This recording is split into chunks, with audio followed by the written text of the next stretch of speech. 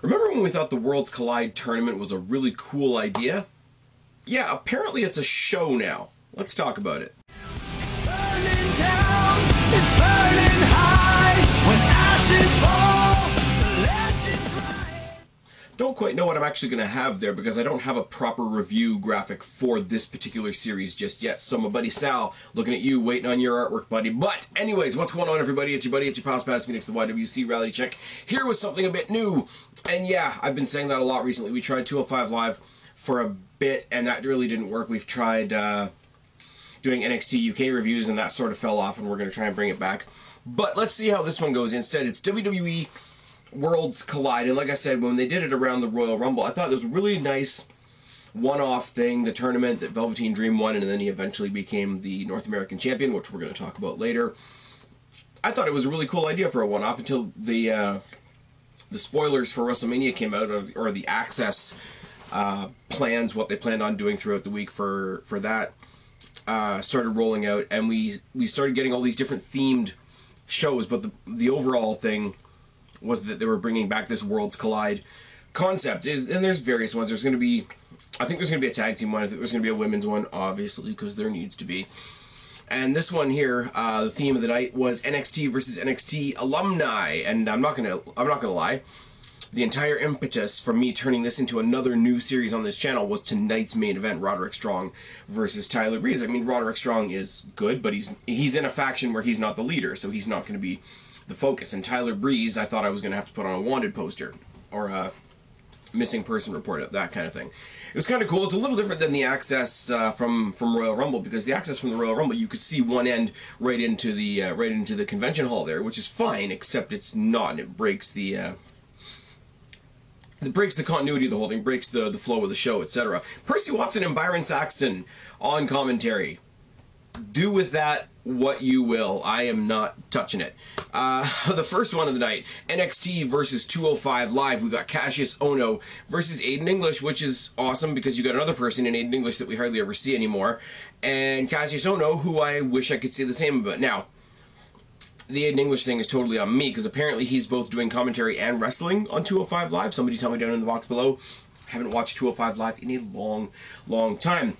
Cassius Ohno comes out and gets the response that you would expect. English comes out and he does the whole like clearing his throat thing like he used to do for Rusev Day, except, you know, you hear him do that and you're like, oh, he's gonna do the shtick, except he's not with that team anymore, so he just sort of says some stuff about himself, and then his music kicks in, and his music sort of sounds like a weird cross between like really, really fast opera and something that you would hear out of a horror movie. And it's not too shabby, actually.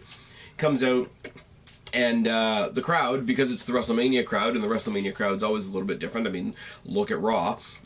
You know, they're all into it, and they start chanting Aiden Day through the entire thing, and nobody gives a fuck about Cassius Ohno, and can you really blame them?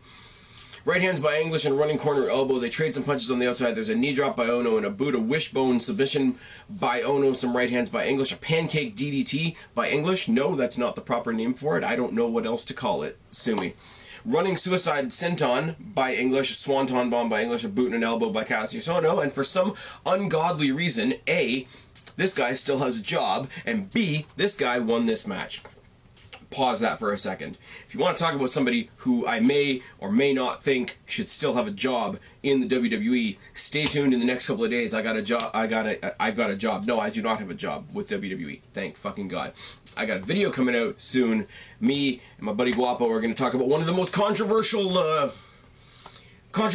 figures in WWE coming out of WrestleMania. Somebody who I may think is a little bit entitled, a little bit arrogant, a little bit delusional, a little bit self-important, and yeah, I'm sure you all know who I'm talking about by this point, but if not, stay tuned for like either Monday or Tuesday. Me and Guapo are going to get that video out. It's going to be really good. It's going to make me super unpopular, just like all my topical videos do. Oh yes. Next one coming up. And this is a cool thing that I think we're going to get a lot in the Worlds Collide show, series, whatever you want to call it. There's no stories, because it's all people from different brands having random matches, but at the same time, you are going to get stories based on other things. Like the next match we got is, I'm I'm going to call him Dijak. You guys know this that have watched my NXT review series for a long time. Dominik Dijakovic is way too extra. He was Donovan Dijak elsewhere. Dijak's a decent name, I'll go with that. He's taking on Luke Harper, the returning Luke Harper. Now, those of you that follow him on social media and whatever else know that he did a pretty lengthy post a little while ago about how, you know, he used to be on Access when WrestleMania would come around. Then he got to be part of the Wyatt family. Then he was on the main roster. Then he was at WrestleMania, da-da-da-da. And now he's been injured for so long and nobody's gotten back to him and hasn't been used and whatever. But instead of crying about it, like some other people that we're going to talk about later this week, he basically took at it as, I'm going back home. I'm going back to Access. Access is going to be my WrestleMania. And then he's had some complimentary things to say about Dijak, which is all good. And then you got this story going forward. Now, I was worried about this match. I'm not going to lie, because Dijak, he's impressive. Like, don't get me wrong. He you know, the dude's put together. He can obviously get it done in the ring. He's impressive, but he hasn't done anything to impress me. He hasn't had a moment yet or whatever. The big Clash of the Titans matches that he was having with Keith Lee, I get what they were trying to do, and it's NXT, so I'll give them a lot of leeway. Didn't really do much for me. I'm not gonna lie. So I'm going into this with Harper, and it's like you got two big, gigantic, tall dudes that can brawl. How good can it really be? And again, I don't mind being proven wrong when the proving of me being wrong means that it was actually really, really good. Now again, WrestleMania crowd, they know what's up. Immediately chanting for Harper, immediately chanting welcome back. And this one, technically, although I don't know where Harper is on the main roster, realistically speaking, this is technically being billed as NXT versus SmackDown Live, which is nice and good. Collar and elbow tie-up and a second collar and elbow tie-up and a headlock by Harper. Sorry, I rambled through that. There were actual words in there, I promise. There's a collar and elbow tie-up, and they broke. And there was another collar and elbow tie-up that eventually got turned into a headlock by Harper. See, when I make actual individual words, the review becomes better. Oh, yes. They brawl on the outside of the ring. There's a corner tackle by Dijak, a toss suplex by Dijak, and right hands in the corner. Another toss suplex by Dijak, and some chops in the corner. A spike DDT by Harper, followed by some rolling forearms. Now, when I say a spike DDT, you see a lot of the high-flying guys who will sell a DDT where they literally look like they're doing the Shawn Michaels tree impression from that meme that we all know and love. You don't expect that from two big dudes like this. So when Harper hits the spike DDT and you got a guy the size of Dijak doing the headstand to sell the spike of the DDT, it's really, really nice. Rolling forearms by Harper to follow. Slingshot senton by Harper. We all know that from his days in the Wyatt family and his days in whatever else we've seen him in. He does that rolling inward senton off the apron really, really nice. It's good. Looks as good as ever. Big boot. Dijak tries for that choke slam bomb thing that he does. Harper blocks it and hits him with a stiff looking uppercut. This is one of those matches, you know, we always say where you know, these guys sat in the back and said, oh, what do you want to do tonight? Let's just beat the ever-loving piss out of each other. Pete Dunne and Walter has got to be a prime example of that. Not as intense as that, but this match, some of it has that same kind of feel. Black hole slam by Harper, which is really cool. The choke bomb by Dijak. They trade some strikes on the apron. A brainbuster by Harper on the apron. I'm assuming it was a brainbuster on the apron because when they fell, the way the camera was and the way the spacing was, all you saw was Harper's back coming down. So you had to go. You sort of had to go by the commentator's word on what happened there because we didn't see it. I mean, in the small venue, there's not as much of that big aisleway between the fans and the ring apron like you would have on a Raw or a SmackDown or a pay-per-view. They got a lot less space to deal with. There was an inverted senton thing that Dijak did where you could see he had to change in midair as well because of that space difference. But still, nonetheless, the brainbuster by Harper, you know, if that's what we're going to say that it was. You know, apron being the hardest part of the ring and all. Over-under suplex by Harper, followed by a suicide dive. Super kick by Harper, a big boot by Dijak. Springboard elbow drop by Dijak, followed by a moonsault of his own. Strikes by Dijak, but a clothesline from hell by Harper gets the win. And the cool thing about this is being at Access, being with the WrestleMania fans that sort of know stuff. They didn't try as hard as they typically would to sort of keep the kayfabe alive. Like, Dijak is a heel. Harper is we don't know what other than a returning guy, hence all the welcome back chants. But there was a great show of respect after the match with him you know, waiting for Dijak to get up, offering his hand. You know, they have, you know, they're not hugging it out Daniel Bryan and Kane style, but, you know, there's a nice embrace in the middle of the ring. You can tell they're sharing a few bits of confidence. I think Harper at one point said something along the lines of a thank you, and Dijak returned the same kind of idea, because Harper, even though he hasn't been around in a while, is a pretty established guy in WWE. So for Dijak, this was a huge match, and for Harper, knowing what we know from social media and whatever, what this match meant to him, that he was sort of treating this as his WrestleMania, treating this as his comeback. You got a match that on the surface doesn't really mean very much, but beneath the surface probably meant a whole lot to both guys. So that's really cool, and that's where I say a minute ago, not trying to get into the realm of being super repetitive here, you've got matches that don't really mean anything that are going to end up meaning something by default, and I think that's really, really cool. The next one, NXT versus SmackDown Live. Once again, we've got the Undisputed Era versus SAnitY. Remember them? Interesting to note that, I mean, Roderick Strong is in the main event, but, you know, there is a fourth member of the Undisputed Era. Eric Young comes out with Dane and Wolf to be in their corner for this match. Undisputed Era don't have anybody in their corner, and I have the same problem here, and I'm not going to harp on this too much. I have the same problem here that I have with the Daniel Bryan Kofi Kingston match at WrestleMania. I mean, I have lots of problems with that match, including the result. But there's one major problem, one major bit of psychology, and it's something that really didn't work for the New Day as a whole. New Day are a babyface team. Daniel Bryan is the heel. Daniel Bryan's a heel with a heater with him by the name of Rowan. So he's got the backup and all that. He's a bad guy. He's got backup. What do you need backup? Just go do it the honorable way. Why does the babyface have twice as much backup?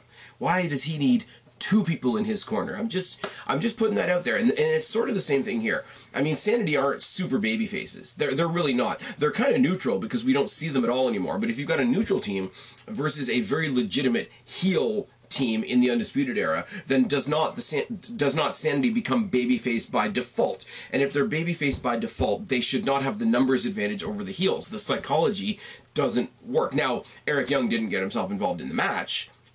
That's a thing that will save them in this particular case. I mean, New Day got involved and, you know, took out Raw. Why am I beeping?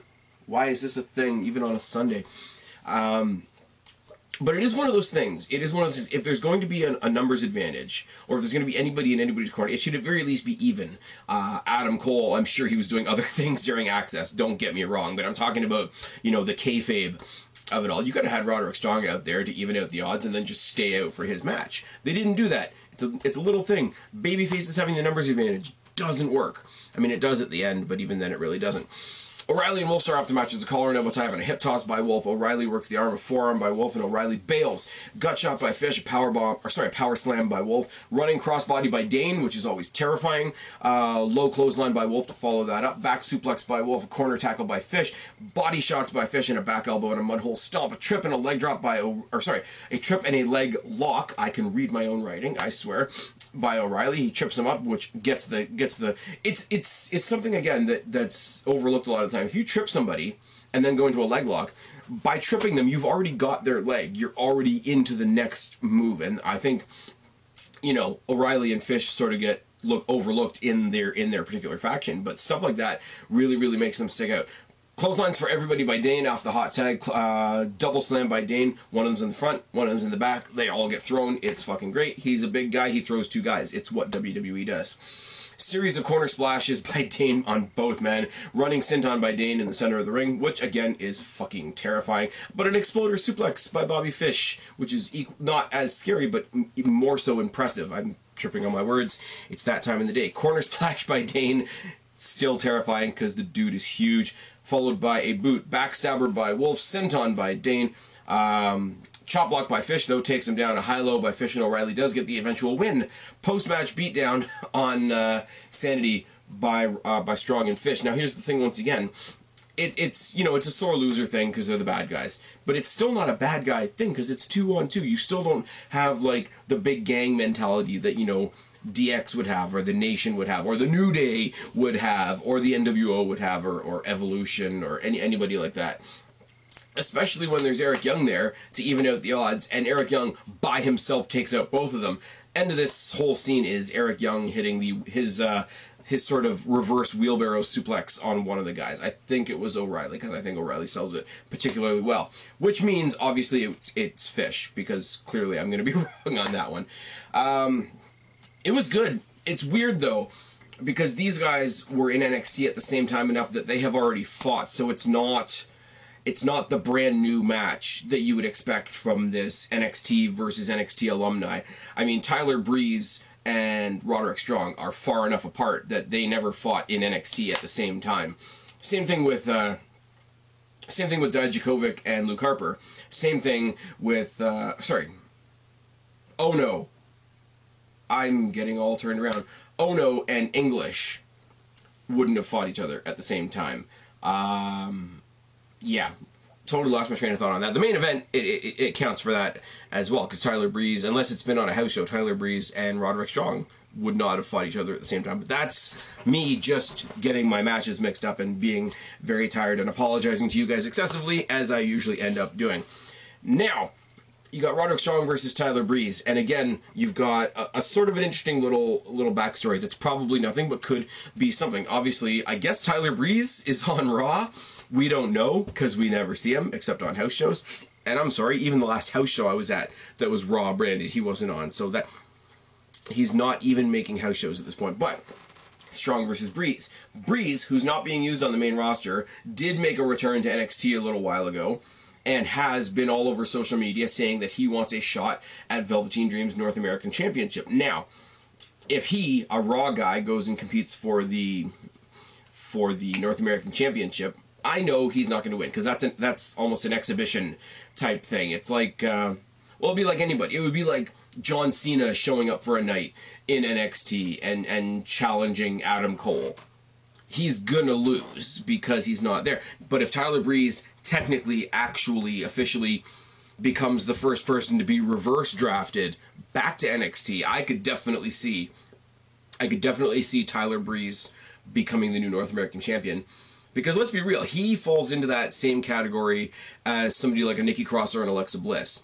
He never got to hold the title of his, whatever you want to call it, his division, his gender, his whatever. They were never going to put the NXT title on him, let's be real for a second. And the North American title didn't exist at that point. He wasn't Breezango at that point. He was having matches with Baron Corbin and Jushin Thunder Liger, etc. He's great. He was kind of NXT's Dolph Ziggler, as you will hear me say if you go back to the reviews around that time.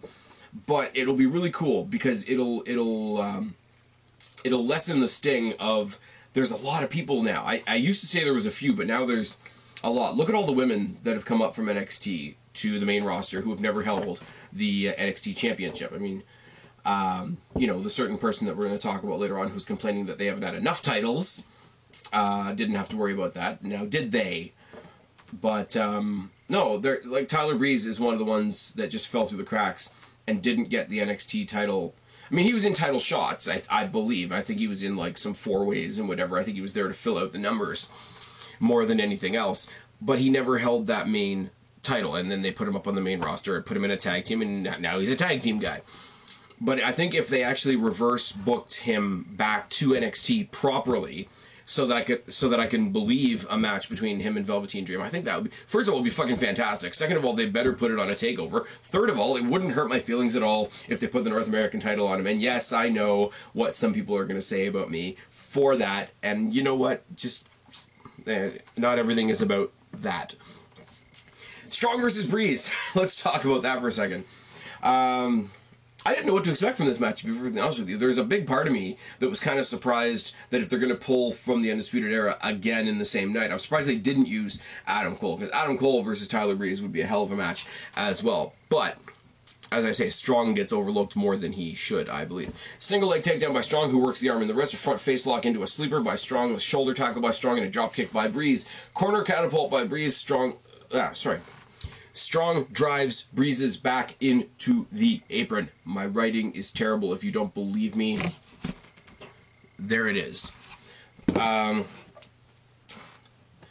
punches by Strong and a stomp to the sternum, which is great. We see Strong working all over the midsection with drop kicks and backbreakers, etc. Backbreaker by Strong, a second backbreaker with a stretch where you hit the backbreaker and then you just sort of bend them over your knee. It's all good. They trade some punches. There's a gutbuster and a gutbuster, and then another gutbuster over the shoulder by Strong. A crossface with a post by Strong, posting him right in the small of the back. A high knee and an angle slam.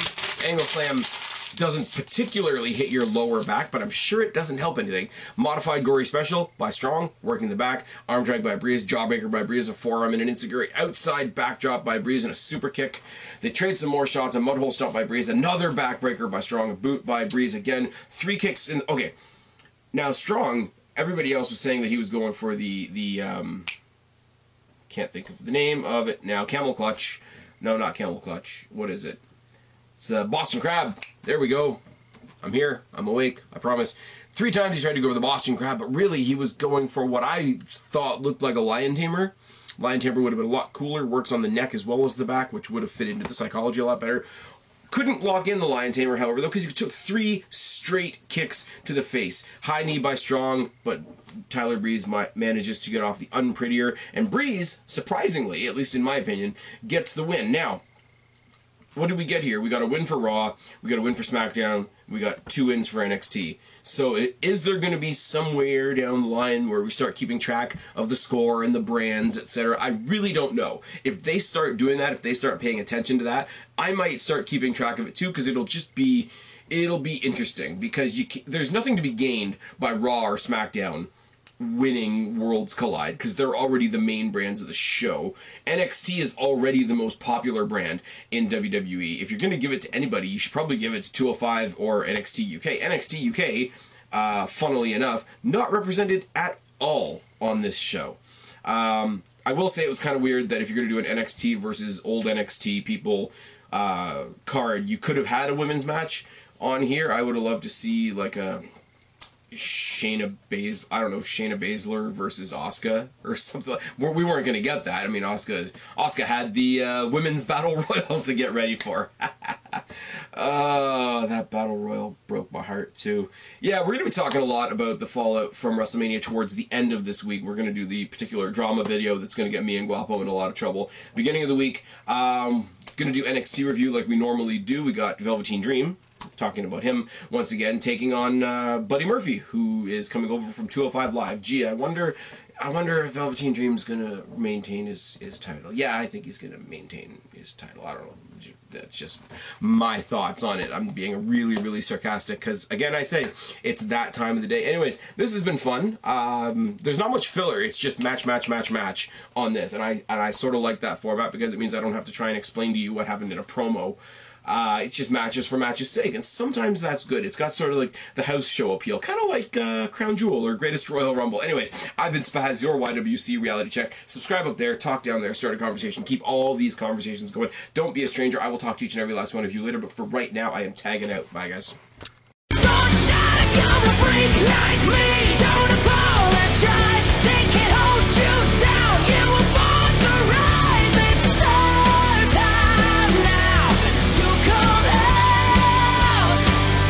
You're a freak like me.